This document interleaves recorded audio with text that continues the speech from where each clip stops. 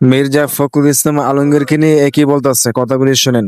মির্জা ফখরুল আপনার লাশ যেন এই দেশে দাফন না হয়। বাংলাদেশের প্রত্যেকটা ইমাম, মুফতি, মুহাদ্দিসদের পায়ে ধরে বলছি, মির্জা ফখরুল ইসলাম আলমগীর মারা গেলে তার জানাজায় কেউ যাবেন না। এই মির্জা ফখরুল ইসলাম আলমগীর আল্লাহ বিরোধী, রাসূল বিরোধী, কোরআন বিরোধী, শয়তান, নাস্তিক, বদমাশ। কলিজার ভিতরে আঘাত লাগছে যখন মির্জা ফখরুল ইসলাম আলমগীর বলে আমরা শরিয়া আইনে বিশ্বাসী না। এই কথা তো শেখ হাসিনা বলে নাই, এই কথা তো আওয়ামী লীগ বলে নাই, এই কথা বলেছে বিএনপি, এই কথা বলেছে মির্জা ফখরুল। যারা শরিয়া আইনে বিশ্বাস করে না, আমি মনে করি তাদের ইসলাম ধর্ম থেকে বের হয়ে অন্য ধর্ম গ্রহণ করা উচিত। মির্জা ফখরুল ইসলাম আলমগীর ভদ্রতার মুখোশ পরে চূড়ান্ত একটি দালাল, দেশ বিরোধী অপশক্তি। হে ঠাকুরগাঁ পঞ্চগড়ের মানুষ, আপনাদের আবারও পায়ে ধরে বলছি, আপনারা ঠাকুরগাঁয়ের মানুষ মির্জা ফখরুলকে জাতির সামনে ল্যাংটা করে দিবেন নির্বাচনের মাঠে, যাতে এই ফখরুল দুকে দুকে শেষ হয়ে যায়। সে বাউলের পক্ষে কথা বলে মির্জা ফখরুল ইসলাম আলমগীর, এটি বরদাস্ত করা যায় না।